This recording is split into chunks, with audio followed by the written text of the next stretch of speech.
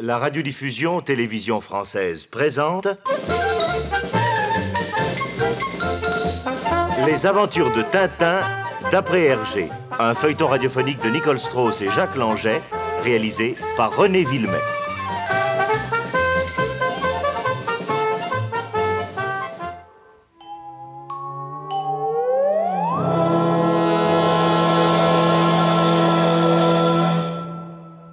Tintin, avec Milou bien sûr, et le capitaine Haddock ont répondu à l'appel du professeur Tournesol, parti soudainement et sans explication pour la Syldavie.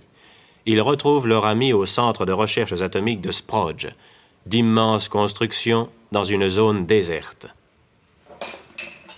Alors, le gouvernement Syldave m'a invité à venir travailler ici et on m'a confié la direction de la section astronautique.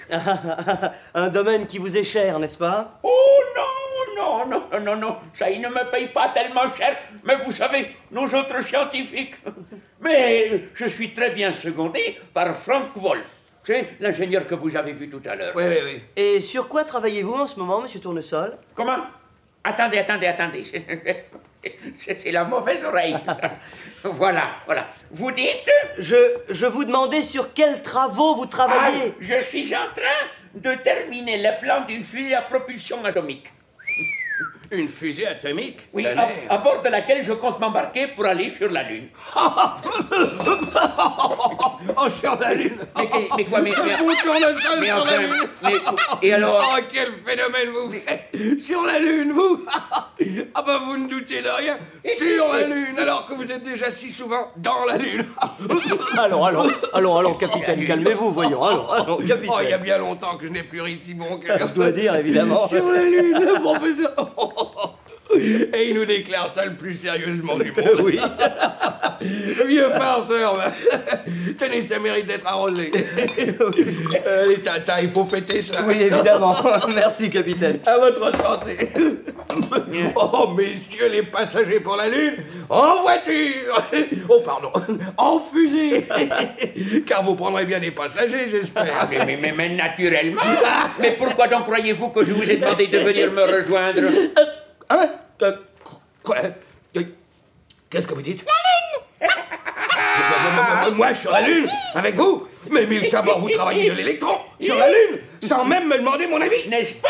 Oh, si vous ne vous serviez pas de ma pipe comme cornet acoustique, vous entendriez ce que je vous dis. Jamais vous entendez, jamais je ne mettrai un seul pied dans votre satanée fusée de tonnerre de Brest. Jamais! Oh, merci, capitaine. Oh, merci. Ah, mais je savais bien que je pouvais compter sur vous. Oh, tonnerre de Brest, 1000 millions de sabords. Oh, merci, chers amis. Ah, je m'attendais à cet enthousiasme. Je connaissais votre cœur.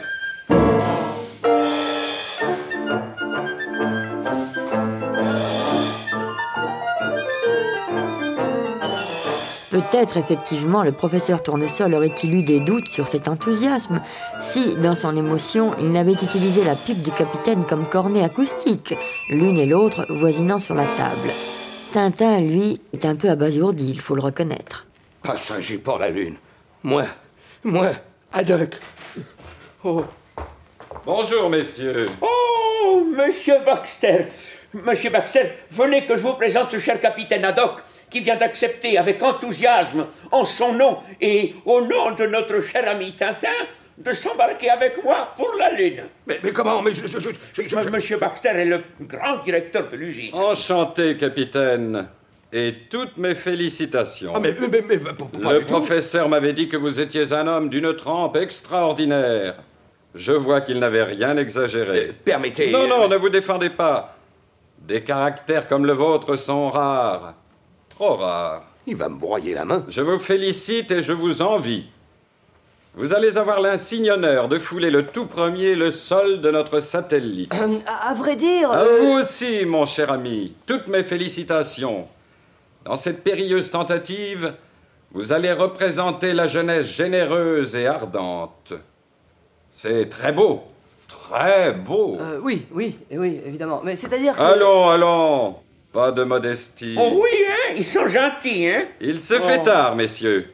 Le voyage a dû vous fatiguer. Nous allons vous indiquer vos chambres et demain, le professeur vous fera visiter l'usine. Ce sera la toute première fois que des étrangers seront admis à y pénétrer. L'espionnage et le sabotage, vous vous en doutez, nous obligent à prendre des précautions. Évidemment, évidemment.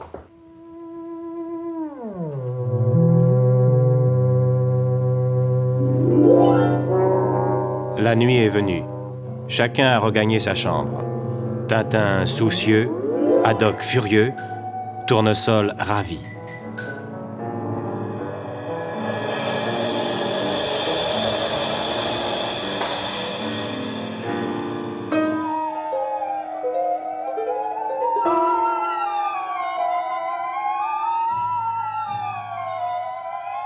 Au centre atomique, tout est silencieux. Seuls, parcourant les longs couloirs déserts, les équipes de surveillance effectuent leur ronde. Tout de même, ils exagèrent. Cette surveillance est parfaitement inutile. Qui donc parviendra à pénétrer jusqu'ici? Ça, pour être bien protégé, on est bien protégé. Enfin, ça se discute pas. Ça s'obtempère. Le rapport, bientôt la relève, et on va se coucher.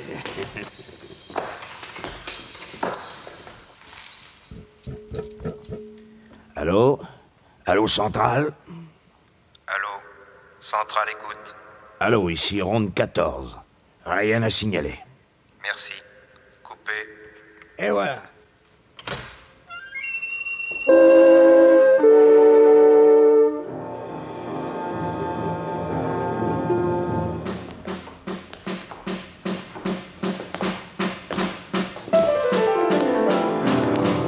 Oh, par ça, Vladimir! Vite, vite, au poste de secours!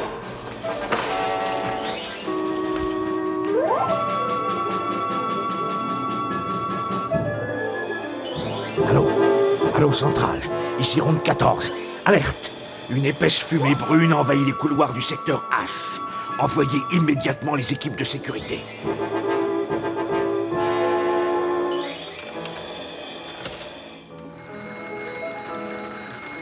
Allô? Allô, sécurité? Ici Centrale. Alerte. On signale une épaisse fumée dans les couloirs du secteur H. Allô? Allô? Alerte. Alerte. Alerte. Alerte. Alerte.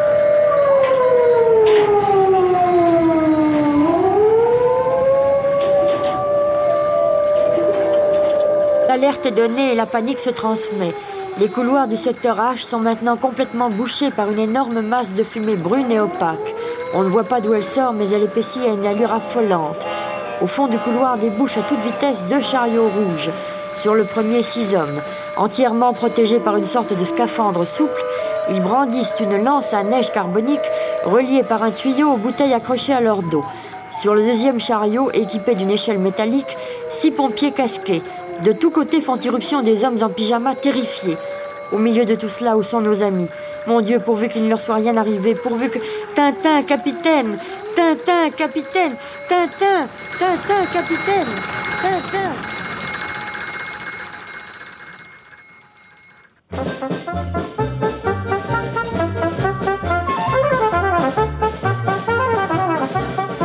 Les aventures de Tintin d'après Hergé, un feuilleton radiophonique de Nicole Strauss et Jacques Langeais, avec Maurice Sarfati Tintin, Jacques Illing le capitaine Haddock, Jacques Dufilot Tournesol, Ivar Canel Baxter, Henri Poirier et Henri Charette les gardiens, Peter Flamme le haut-parleur, avec Milou. Chef opérateur du son, Jean-Just Forgue. Bruitage et effets sonores, Joe Noël. Musique originale de Vincent Vial. Assistante, Michel Pietri. Réalisation, René Villemet.